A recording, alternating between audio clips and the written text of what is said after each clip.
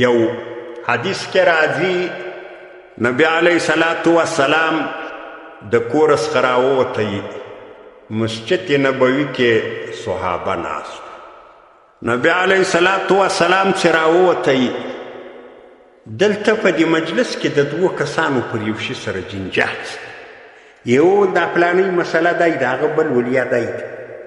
نبی علیه الصلاة والسلام چې راغی مجلس کې کښېنستی، نو یې دوی ته وویل چې زه له کوره راوتلی په دې نیت وم، ما ته الله جل جلاله د شب قدر د شپې علم راکوي چې دا پلانۍ شپه ده، نو زه بیا په دغه نیت باندې راووتم چې زه تای ته خبر درکړم دا شپه در وښیم چې دا پلانۍ شپه ده. زه چې راووتم د پلاني و د پلاني په مابین کې پر یو مسله یو څه جنجال، دغه بېځایه جنجالونه، بېځایه بحثونه، بې مطلبه منازعې، دا غلط کار دی. یو حدیث کې راځي الله جل جلاله ته درې شیان مبغوض دي، یو په هغه کې یې قیل و قال ویلی، داسې بېځایه خلک سره رغېږي، یو وایي دی ده، بل وایي دی ده، یو وایي پلانی ښه ده، بل وایي پلانی ښه ده، یو وایي پلانی خراب. نه دین اړه تر پورې لري نه دنیا. نو نبی علیه الصلاة والسلام د دغو خلکو د دې جنجال په وجه الله جل جلاله له ما هغه علم بیرته واخیستی، اوس نه ده راباندې. او بیا یې دوی ته دا وویل چې ګورئ تی به اوس داسې کوئ، له دغو دوو کسانو سره به ستی عمري دا وایي، هغه یې مه کوئ.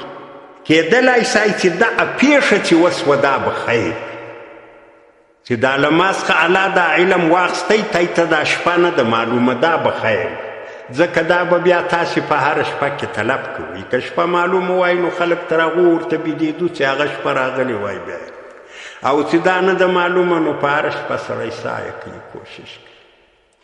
دا ستاسې سایه و کوشش دا الله جل جلاله ته محبوب ده. نو شپه خو معلومه نه ده، امکان لري چې په روزه کې په اولو لاسو کې وي، امکان لري په دا دوونو لاسو کې وي، او داسې ډېر روایات پر دې دي چې دا په دې اخرو لاسو کې ده، یا یوویشتم، یا درویشتم، یا څلېرویشتم، یا اوویشتم، پنځویشتم، نهویشتم، حتی ته دېرشمه پورې. والله اعلم چې کومه شپه به دې شپه کې کېږي څه. دې شپه کې یوه مسله خو دا کېږي چې یو سړی په دې شپه کې عبادت وکړي، الله جل جلاله د هغه سړي څخه زیات اجرت ورکوي چې هغه زر میاشتې د جهاد کړی ده د ورځې او د شپې یې لمونځونه کړي دي. دا خو یو سعادت. او دې شپه کې چې څونه عبادت سړی وکړي نو دغه مقام سړي ته حاصلېږي. څونه ادنا درجه یې نبی علیه الصلاة والسلام وایي دا ده چې یو سړی راغی ماخستن لمونځ په جماعت سره په جمع له امام سره ادا کوي، بیا کور ته ولاړی پرېوتی بیده سو، او سهار لمانځه ته بیا راپورته سو، راغی دغه د سهار لمونځ له امام سره په جماعت ادا کوي. دغه سړي هغه فضیلت پیدا کوي چې هغه زر میاشتې یو سړي عبادت کوي. دا یې ادنا درجه ده. انو بیا نبی علیه الصلاة والسلام وایي په من زاده فزاده، که چا زیادت وکوي نو خو بیا د ده دپاره زیادت ده.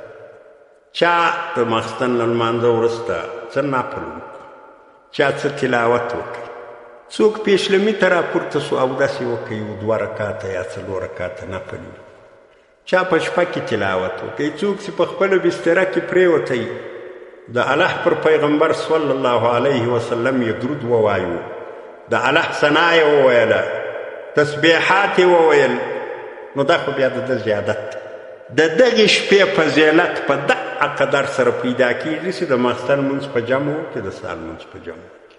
دا یوه مسله ده، په دې یوه د ستی سر خلاص.